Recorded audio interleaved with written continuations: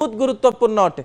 ओडिशावासी को पखाल दिवस अनेक अनेक शुभकामना। जो पखाल आमर परिचय अटे, जो पखाल खाई आम शांति पाऊ, जो पखाल को ओडिया अस्मिता सहित जोड़ा जाए, से पखालर आत्मकाहानी आपण निकट रखा पूर्व भुवनेश्वर एम्स एक रिपोर्ट आपण निकट में रखापी जाऊँगी। द्वितीय प्रसंग टीवी स्क्रीन को आने अनुरोध करी दर्शक बंधु। रोग मुक्त करिब बासी पखाल एक मु कहूना।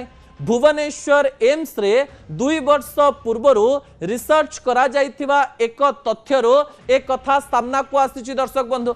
एवं एथिरु जो तथ्य गुड़िक सामना को आसी से तथ्य शुणी आपण आश्चर्य हो जिवे। जो बासी पखाल को आपण भावती जे यार मूल्य कौन थिबो, यह केवल शांतिर मार्ग अटे कि से बासी पखाल आम शरीर में अनेक प्रकार शक्ति होई आग को नौछि। जेतले बासी पखालर कथा आसे सेतेबेले आम मनरे भी प्रश्न आसे। गाँ मानकरे बासी पखालर प्रयोग बहुत होई थाए एवं गाँ मानकरे रोगर संख्या मध्य कम। गाँ लोक मानक मध्यरे जदि आमे देखिबा भारत रे थिबा 73% गाँ रे लोक मानकर पेट रोग नाही ए प्रकार कथा पूर्वरु सामना को आसुछि। एवं ओडिसा रे से तथ्य सामना को न आसीथिले भी गाँ मानकरे बासी पखालर प्रयोग बहुत होई थाए। भुवनेश्वर एम्स रे किछि डाक्टर टीम बासी पखाल रे थिबा तोराणी को नहीं एक रिसर्च करथिले। सेही तोराणी रे सेमाने जे तथ्य सामना को आनिथिले सेही तथ्य आपन को आश्चर्य करिवो। तथ्य को टीवी स्क्रीन को आनिबा पई अनुरोध करिवे। डाक्टर मानकर कहिबा अनुसार विटामिन B12, विटामिन के एवं विटामिन सी सीधा सड़क भाव में पखाल रे रही थाए बा बासी पखाल रे रही थाए। लैक्टोबैसिलस नामक गुड बैक्टेरिया बा भल बैक्टेरिया बासी पखालर तोराणी रे थाए। सेहिथिपाई बासी पखाल शरीरर रोग प्रतिरोधक शक्ति वृद्धि करिथाए।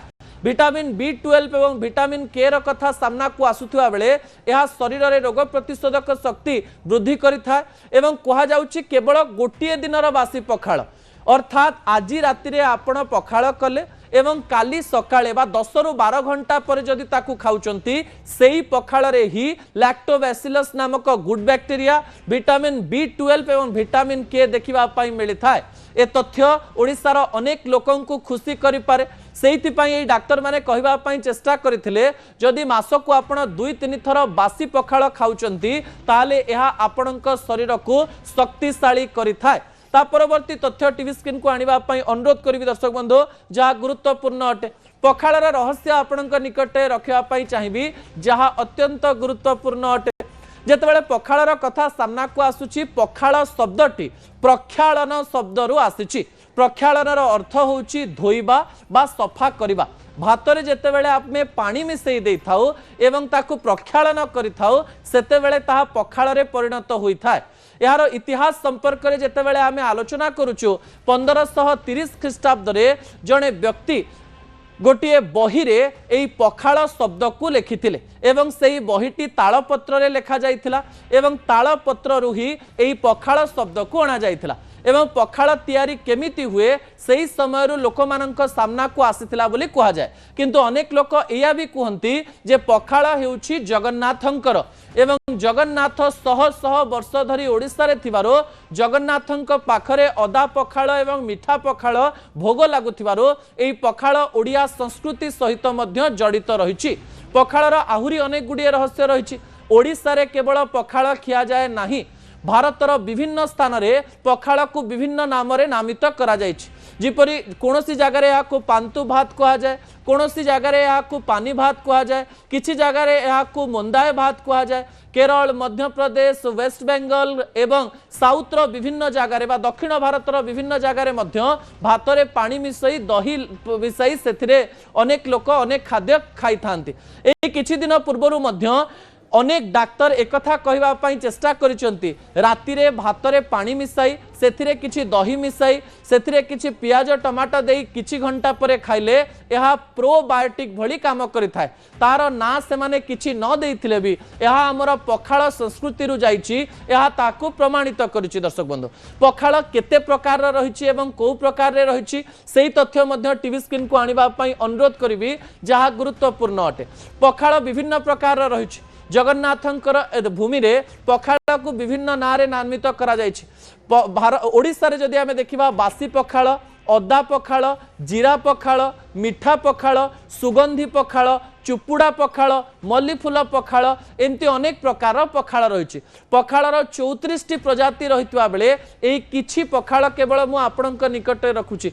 साधारण रे बासी पखाल, अदा पखाल एवं जीरा पखाल साधारण लोक माने व्यवहार करिथांते। जगन्नाथंक पाखरे सुगंधी पखाल एवं मिठा पखाल भोग लागि थाए एवं ओडिशार संस्कृति सहित पखाल जड़ित थिबारो एही कथा को अनेक नाम रे नामित करा जायछि। ता परवर्ती तथ्य टीवी स्क्रीन को आनिबा पई अनुरोध करिवि दर्शक बंधु। पखाल कहा पई केमती आज बड़ बड़ होटेल एवं रेस्टोरेंट रे पखाल बिका जाउछि, किंतु ओडिशा रे अनेक दिन मजुरिया अनेक कष्टरे काम करुथुवा लोक माने डाली न किनि पारिथिबारो पखाल खांती एवं पखाल खाइले केवल आलू सिजारे भी खाई हे जीवो बोली गरीबंकर खाद्य बोली कहा जाए। अनेक लोक पखाल खांती बोली गर्व अनुभव कले भी एही पखाल को खाइबा एक स्पेस साइंस नुहे। गरीब लोक माने प्रतिदिन पखाल खांती। ओडिशार विभिन्न गाँव रे 4टी ऋतुरे मध्य लोक माने 3 बेला पखाल खाउथिबार उदाहरण रही। गैस सरीजीव किंबा चुली रे किरोसिन दरकार हबो, सेइथिपाई 2-3 दिन भात करदे सेथिरे पानी मिसई अनेक लोक पखाल खाई थांते। गरीबंकर पखाल सेमानंकु शांति दउथिले भी सेमानंकर टंका बंचाए। धनीक पखाल कौन? पखाल दिवस रे अनेक धनी लोक बड़ बड़ होटेल रेस्टोरेंट को जाई पखाल खाई फोटो उठाते एवं एही समय पखाल को ओडिशार सिंबल बोली कही गर्व अनुभव करते। यह करिबारे कोनोसी प्रकार बड़ कथा नाही, किंतु पखाल जे केवल धनींकर खाद्य ताहा नुहे। सबु वर्गर लोक सबु प्रकार रे पखाल खाई थांती। पखाल भल लागुथिबारु लोक माने अनेक प्रकार रे पखाल ग्रहण करते। पखाल ओडिशार गोटिए एमिति प्रतीक नुहे जे आपण आपणक दुर्बलता जोगु पखाल खाउचंती। आपण पखाल एथिपाई खांती कारण पखाल खाइबारे शांति रही। पखाल खाइले आपणको विभिन्न प्रकार रोगरु मध्य मुक्त होई परिबे एवं पखाल रे अनेक प्रकार एमती द्रव्य रही जहाँ आपणक शरीर को सुस्थ रखि थाए। अन्यपटे पेट खराब हेले मध्य ओडिशार अधिकांश लोक पखाल खाई थांते। अन्यपटे नेतांक पखालर माने कोन? नेता पखाल खाए एवं पखाल खाई फोटो एवं वीडियो दे थाए। ता पछरे एक बड़ कारण रही।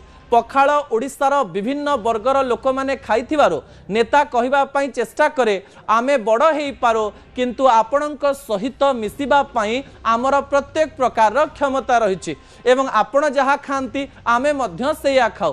पखाल को खाई अनेक नेता एया मध्य प्रमाणित करिबा पई चाहंती जे आपण मानकर भल पाइबा आम प्रति एइथिपाई रहू जे आपणक ठारू आमे अलगा नुहे, आपण जहा खांती आमे सेया खाऊ। ए प्रकार कथा पई राजनीति रे मध्य पखाल को व्यवहार करा जाए। आज मुख्यमंत्री मोहन चरण माझी पखाल खाइचंदी। कांग्रेस नेता सुर राउतराय पुराना लोक होइतवारु वर्ष वर्ष धरी निहाती पखाल खाउतबे।